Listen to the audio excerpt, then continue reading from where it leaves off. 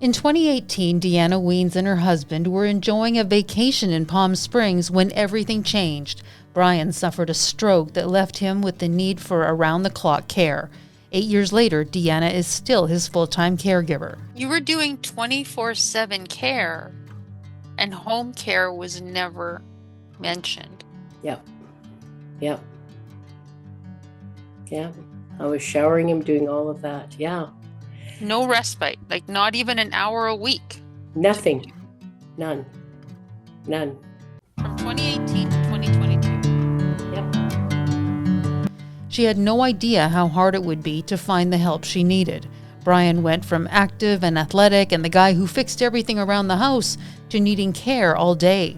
And I want to try and stay as healthy as I can be, because I know if I get sick, everything's going to fall apart. And I think that's maybe where I live, on that edge of, I got to hold it together, or who's going to do it?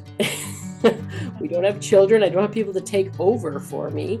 So that's sort of, when you live on that edge all the time, it does weigh on you, I would say. In this interview, Deanna shares her hard-earned knowledge. She talks about the grief of losing a future she imagined and the love that keeps her going. Why is it important for you to be a caregiver? Well, because I love my husband very much. And that's why, right? I always say,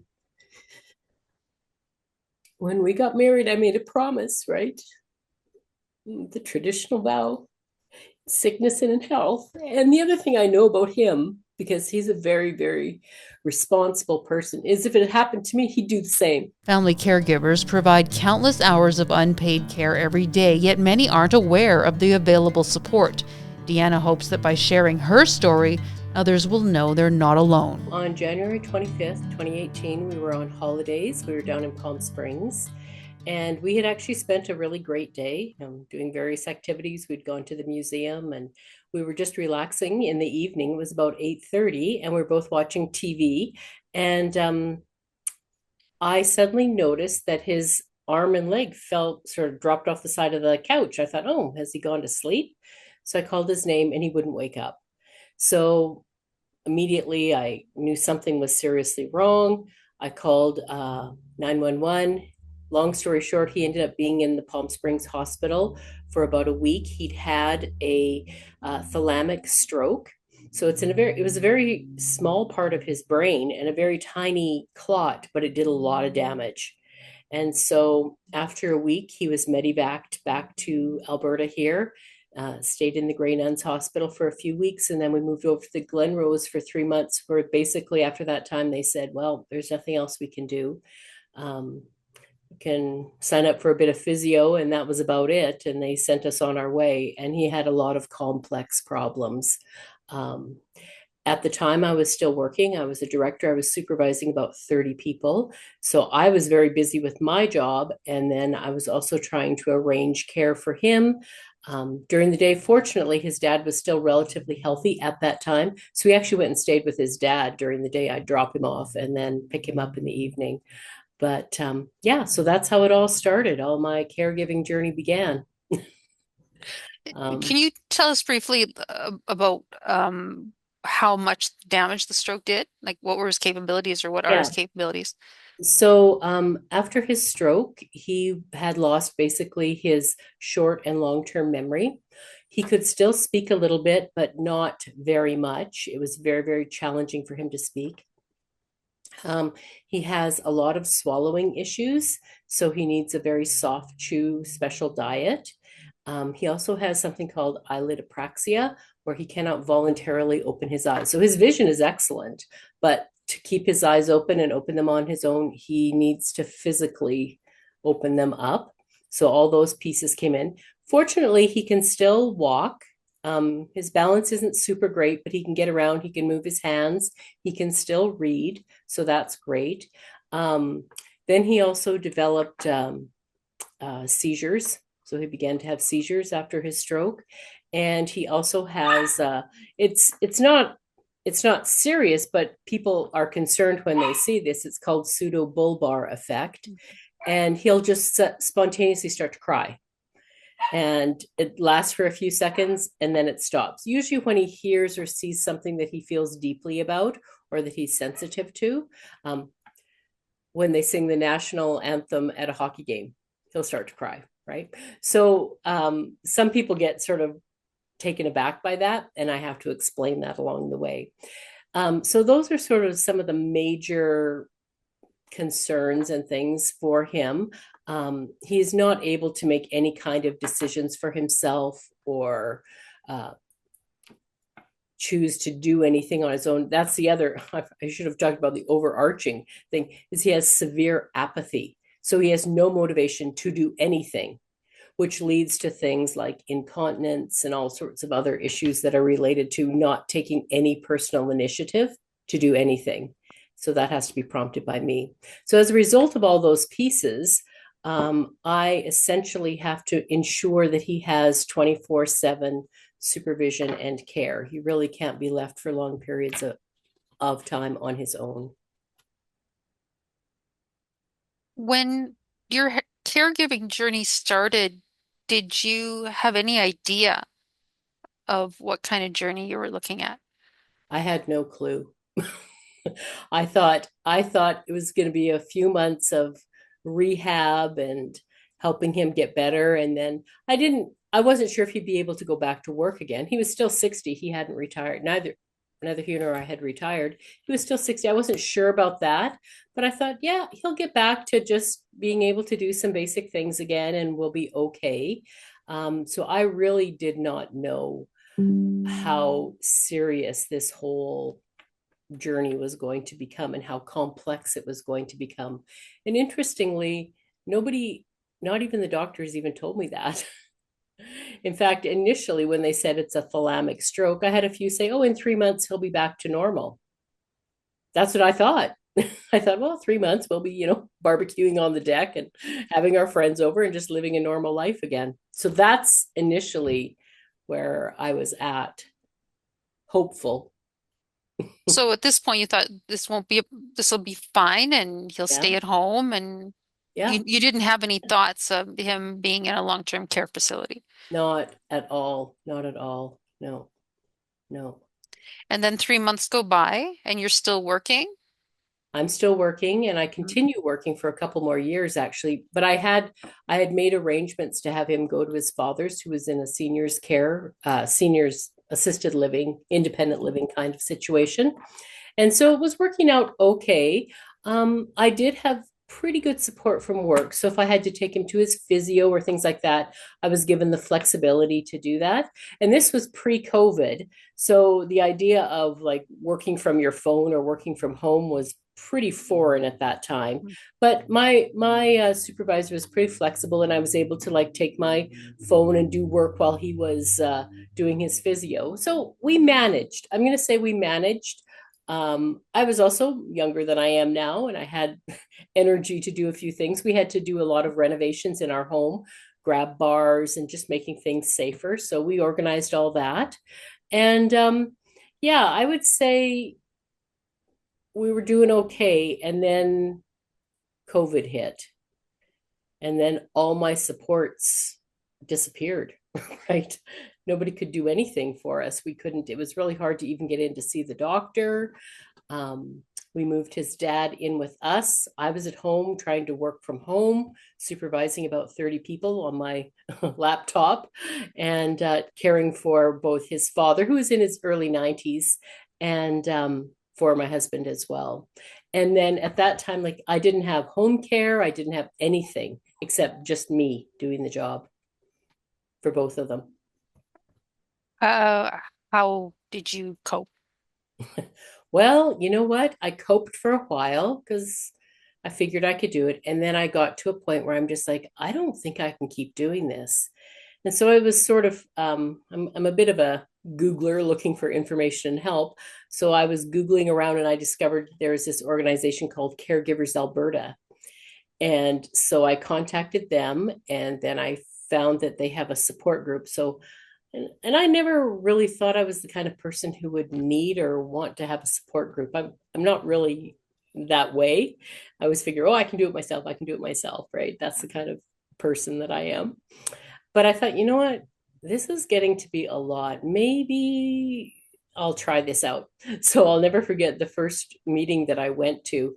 I was afraid to even put my face on the video. I kept my face dark and I just listened to hear what everybody was saying because I'd never been to a support group.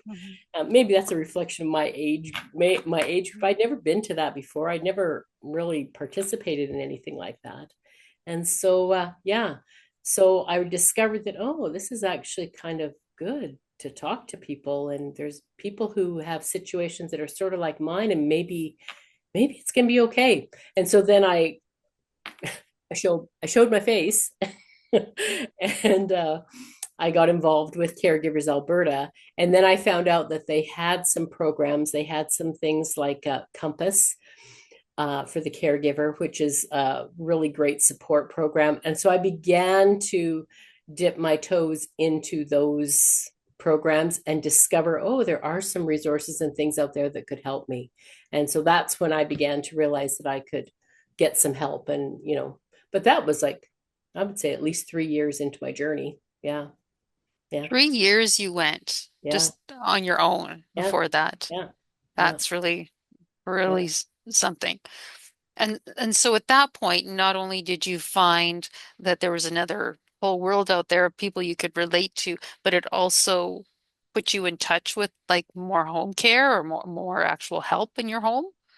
Well, that actually didn't do that. My husband unfortunately had an accident we went to a hockey game. We were at Rogers Place, and he was actually doing okay up to that time. We were going out to things, and he was interested in being out. And so we had gone to this hockey game, and while we were moving into our seats, I had just turned to look at the numbers on the seats. I turned back, he was gone. He fell over the row in front of us. It's about a 6-foot drop, and was laying on the floor on between the aisles. So we got him out of there, took him to the hospital, discovered he had a bunch of broken ribs. They were concerned about neck injuries, but nothing happened there. But just as we were about to leave, because there's not much they can do for broken ribs except, say, get better, he had a seizure. That's actually when his seizures began. And so then it was the process of figuring out what was happening. And I will say at the hospital, the coordinator, I'm not exactly sure actually what position it was, asked me if I had home care. And I'm like, no. And they're like, what? You don't have home care? And then that's when the process began that I got home care. Yeah. So that would have been that was probably, 2022, like 3 or 4 years ago only. Yeah. Why? Like, nobody why? offered me home care from Glenrose, from any of those places. Nobody even talked about it to me. When I left the rehabilitation hospital, they gave me a binder, which was mostly empty, and said, maybe you should, because my husband used to ride his bike all the time to work. And they said, well, maybe you should get a bike that, just a stationary bike for him to ride for exercise. That's all I got. Basically, they said, none of our therapies are really working that well for him. Oh, we'll sign you up for a month of physio, and then that's our suggestion to you. That was all I got. No home care, nothing. You were doing 24/7 care, and home care was never mentioned. Yep. Yep. Yeah. I was showering him, doing all of that. Yeah. No respite, like not even an hour a week. Nothing. None. From 2018 to 2022. Yep. Yeah. Yeah. How did it feel then to finally get that home care, and what form did it come in as? Well, then I finally got how they set it up right with AHS, you get a manager. So the manager came, did the interview. I think when she saw the situation about how severe it was with my husband in terms of his own ability to do anything, I think she's kind of like you, she was quite surprised. She goes, you've had no help? I'm like, well, not really, no. My sister lives in Grand Prairie. She comes down and helps me occasionally, but that's about it. So she set it up so that I would have someone coming morning and evening. So morning to get him up and dressed, and then the evening to put him to bed and just make sure he was cleaned up and ready for bed to give me some respite. Could I do that myself? Absolutely. But to give me a break. And then twice a week, I have the same person comes and does a full shower and, just the personal hygiene piece. So, but his caregiver gives him a shave every morning, cleans him up. He's really great. So I have that set up from Monday to Friday because I was finding, I don't know about other people's home care, but the weekends were just disastrous. Because they're, and I don't blame them. Like the same worker can't come every day, right, of the week. So we had that set up. And then the home care manager also mentioned to me about a really good organization company here in Edmonton called Equality Fitness. And what they do is they come in, they have trained recreational and exercise therapists. They come in, they do an assessment, and then they design an exercise program for you. Because my husband couldn't go out. He used to be very, very active, playing all sorts of sports, doing all kinds of things. Basically, he was sitting in a chair, and I knew that was not good for him. So so I hired this company, and they come twice a week, an hour each time, and they have a tailored program to suit his interests and needs. So they have him doing a lot of modified, boxing, baseball, all those kinds of things that he used to really enjoy doing. So I have that company coming in twice a week. I pay fully for it. I can claim it on my medical, the medical tax thing, the tax Medicaid, but otherwise there's no support from any Blue Cross or anything like that to pay for that. And then the other thing that I would manage to get him into was adult day support program. So Mondays and Wednesdays, he goes from 9:30 till 2:30. And that's been really, really good too. At first, he wasn't sure, like I could tell he wasn't sure if he liked it, but the workers there are so wonderful and caring, and they just, make sure that he is well cared for. And he actually has a lot of fun there and enjoys it. He still, though, almost every day when we're driving there says to me, "Where are we going?" I call it his class. I said, "We're going to your class that will help, get your brain working a little bit better." He's like, "Oh, okay." So he doesn't remember from time to time, from each time that he's going there. But when he's there, he seems to have a good time. And they've modified the diet for him. And I actually get a nice break on those 2 days just to like go get my hair done and pick up the groceries and just do those kinds of things, right?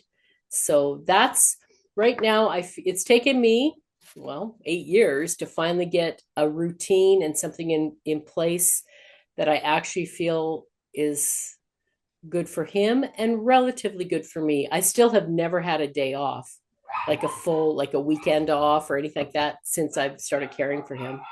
No rest. You haven't had a day off since 2018. Yeah. Yeah. I've never had. Is that available to you Well, I've in any asked way, or their for it, and they're family like, that you can lean on, or anybody, well, anything?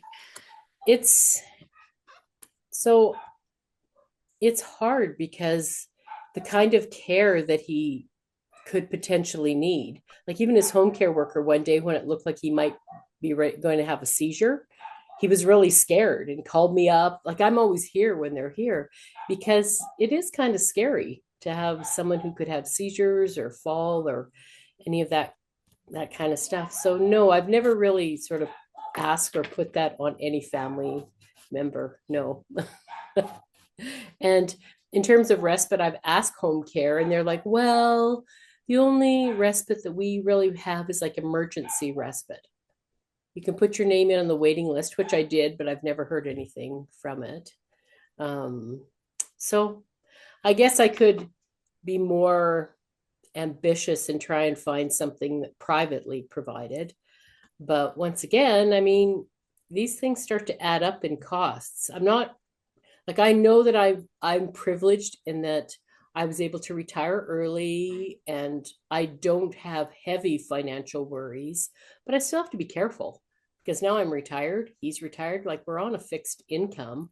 So I can't be spending lots and lots of money. I just don't have it. So to hire somebody to come for 3 or 4 days and stay here, it seems like it's quite expensive to do that on your own. So I just don't do it. But you are paying out of pocket for some home care. I am for his Yeah. equality fitness. Yeah. I pay, yeah. And it's about $70 an hour. And then I pay, there's a small fee for the adult day support program. It's not much, it's $15 a day, and the government subsidized the rest. So that, and then the other thing too is he has some dental periodontal needs. He had it before he had a stroke, but we have to take him in for specialized cleanings, and that really adds up. And since he's not working, and his Blue Cross only covers a certain amount of it, that's still out of pocket quite a few $100s too. So all those things kind of add up, right? That's Purchasing one of a the things that walker. came out of the report, Yeah, the Caregiving Excellence report, was the financial strain yeah, on yeah, caregivers. yeah, And if you yeah. want to have home care, yes, there is some government supports available, but there certainly Yeah, is out-of-pocket yeah, costs. yeah. And there is only so much, like he only qualifies for so many hours, right? Depending on their needs. So he only qualifies for a certain number of hours, which I don't think he quite uses them all, but just the way I want it set up so that he gets the care that he needs in particular. And I like the fact that it's fortunately we've got a guy who comes in who's really good. And so he does the care most of the time when he's available. I feel fortunate. I say this because I've talked to lots of other caregivers who haven't been quite as fortunate with their home care experiences. So, It's amazing that you still have that sense of gratitude, and you seem to have a positive outlook with this. How are you doing now? well, I would say I'm I'm quite tired. Like I feel exhausted in a different kind of way. Like I go to sleep at night and stuff, but every day it's a lot of responsibility, right? Because when before his stroke, my husband did a lot of stuff, caring for the house, the vehicle, the yard, all those kinds of things. Like we had a pretty equitable marriage, right? So I kind of did the things I like to do, he did the things he liked to do, and it was great. But all of that now has dropped onto me, and it's a lot. Like so I would say just juggling all those things, thinking about them, trying to keep things organized and coordinated, and keep my own health going, because I mean, as we age, we all have health concerns, and I want to try and stay as healthy as I can be, because I know if I get sick, everything's going to fall apart. And I think that's maybe where I live, on that edge of I got to hold it together, or who's going to do it? We don't have children. I don't have people to take over for me. So that's sort of, when you live on that edge all the time, it does weigh on you, I would say. Kind of wears you down. I try to stay positive and be grateful and do all the things they say to keep yourself, exercise and try to eat healthy and all the rest. But you can do all that, but you can still feel the heaviness of the responsibility, I would say. And I do recognize too that at some point, and a few people have asked me this, why don't you put him in long-term care? And for me, and I would never judge anyone for making the choice to put a person in long-term care or not. For me, it's not the right choice at this time. But I'm never going to say never. I'm going to say, you know what? Well, I can still provide the care for him, and he's really happy, and things are going okay. He's going to stay at home. But at some point, if my own health or his health deteriorates to such a place where I can't give him the care that he needs, I will look for a different kind of situation. But at this point, I'm I'm making the choice. I'm openly making the choice to stay home and to do this. But yeah, I would say that's probably in our future, someplace down the line. Why is it important for you to be a caregiver? Well, because I love my husband very much. And that's why, right? I always say, when we got married, I made a promise, right? The traditional vow, sickness and in health. And the other thing I know about him, because he's a very, very responsible person, is if it had happened to me, he'd do the same. I know he would. And so, yeah, that's Does that's it. does he able, are you able to have that conversation with him? Does he have enough knowledge to, if you have the conversation to say, or do you think it's time that you'd like to be in a specialized place to care for you? Would he, how would he respond to that?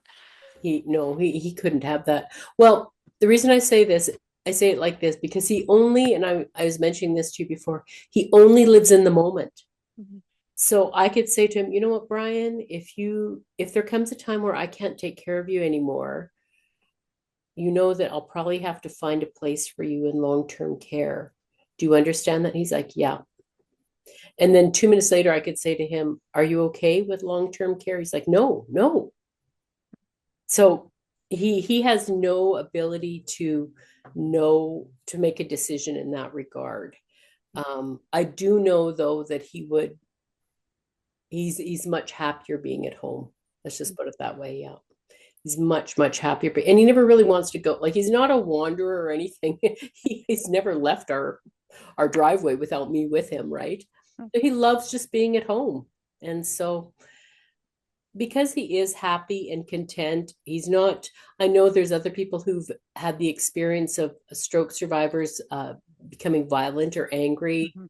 and even people with dementia too. And I fortunately have not had that experience.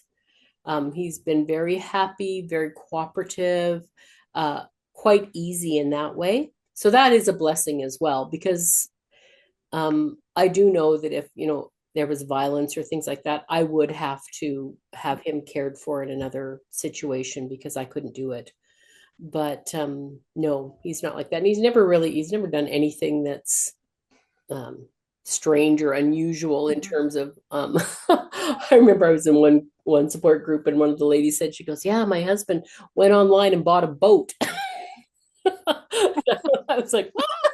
Oh no. Yeah, she goes, I had to sort that all out. I was like, oh my goodness. Yeah. No, he's never done anything like that.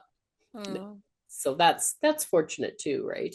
He loves his music and TV and listening to books and yeah.